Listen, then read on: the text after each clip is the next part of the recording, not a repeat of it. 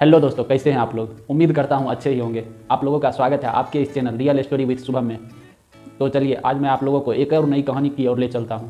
तब तक प्लीज़ आप लोग लाइक और सब्सक्राइब कर दीजिए, जिससे कि मैं और नई कहानी ला सकूं। तो चलिए शुरू करते हैं।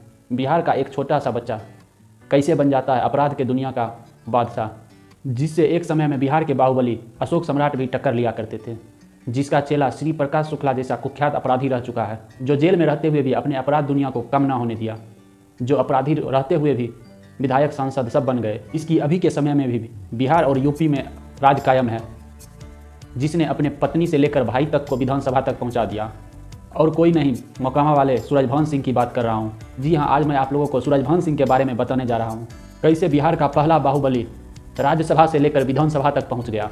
सूरजभान सिंह का जन्म 5 मार्च 1965 को बिहार के मोकामा जिला के शंकरबिघा गांव में हुआ। इनके पिता एक व्यापारी सरदार गुलजीत सिंह के दुकान पर काम किया करते थे। इसी से इनका परिवार चलता था। इनके बड़े भाई की नौकरी सीआरपीएफ में लगी तो इनके परिवार को सहारा मिला। सूरजभान सिंह लंबे चौड़े थे, इस वजह से इनके पिता को लगता था छोटा बेटा भी आर्मी में जाएगा, लेकिन किस्मत में कुछ और ही लिखा था। शुरू में तो गाँव में ही रहते, गाँव में ही खेलते कूदते, धीरे धीरे बड़ा होते होते शरारतें भी बढ़ती गई। 80 के दशक में छोटे मोटे अपराध किया करते थे। उसी बीच इनका पहचान बढ़ने लगा और तभी इन्हें 2 लोगों का सहारा मिला। एक कांग्रेस के विधायक और मंत्री इन्हीं के मोकामा जिला से रह चुके श्याम सुंदर सिंह का, और दूसरे अनंत सिंह के भाई दिलीप सिंह, जो कि श्याम सुंदर सिंह के लिए काम किया करते थे। दिलीप सिंह का बचपन वहीं गुजरा।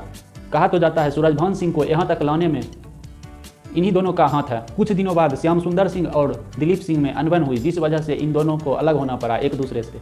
और तभी श्याम सुंदर सिंह के विपक्ष में दिलीप सिंह चुनाव में उतरने का फैसला किए। चुनाव में उतरे भी और जीत भी हासिल किए भारी मतों से। लालू प्रसाद यादव सरकार में विधायक बन गए, फिर सांसद भी बने। ऐसे में श्याम सुंदर सिंह को हजम नहीं हो रहा था। जाहिर सी बात है, आपके पीछे रहने वाला आपके सामने खड़ा होकर आपके विपक्ष में लड़ने लगे तो हजम होना भी जरूरी नहीं है। श्याम सुंदर सिंह को दिलीप सिंह के गैंग में सूरजभान सिंह दिखे, जिसे जुर्म की दुनिया में छा जाने का भूत सवार था। जब दिलीप सिंह राजनीति में आए, उन्हें अपना सियासत और रुतबा दोनों बरकरार रखना था। तब से दिलीप सिंह रंगदारी और कई इलीगल काम शुरू कर दिए, जिसको अंजाम सूरजभान सिंह दिया करते थे। इसी बीच इन्होंने सरदार गुलजीत सिंह से भी रंगदारी मांग ली, जिसके यहाँ इनके पिताजी काम किया करते थे। सरदार गुलजीत सिंह चौंक गए और इनके पिताजी को बता दिए। इनके पिताजी के बहुत समझाने पर भी ये नहीं बात समझे, जिस वजह से इनके पिताजी नदी में डूबकर अपने जान दे दिए। और कुछ ही दिनों बाद इनके भाई सीआरपीएफ की भी मृत्यु हो गई।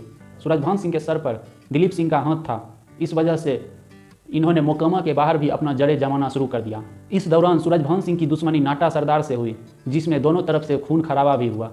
तब इन्होंने अपना कब्जा रेलवे ठेके में जमाना शुरू कर दिया। उसी बीच इनकी दुश्मनी बेगूसराय के बाहुबली अशोक सम्राट से हुए, जो बिहार का सबसे पहला बाहुबली कहा जाता है, जिसने बिहार की धरती पर सबसे पहले AK-47 लहराया। अशोक सम्राट मोकामा में सूरजभान सिंह पर हमला भी किए, जिसमें सूरजभान सिंह के पैर में गोली लगी। इनकी जान तो बच गई, लेकिन इनके चचेरे भाई और शूटर की मृत्यु हो गई।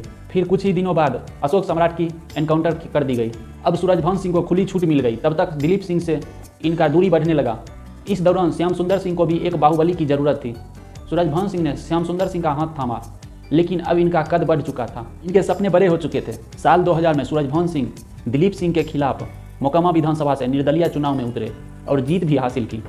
उस वक्त पुलिस की रिकॉर्ड में बिहार और यूपी में उन पर करीब 30 मामले दर्ज थे, जिसमें 1992 में बेगूसराय के मधुरापुर में रहने वाले रामी सिंह की हत्या, 3 जून 1998 में ब्रिज बिहारी प्रसाद राबड़ी देवी की सरकार में साइंस एंड टेक्नोलॉजी मिनिस्टर रह चुके की हत्या श्री प्रकाश शुक्ला ने कर दी, जिसको संरक्षण और हथियार सूरजभान सिंह ही दिया करते थे।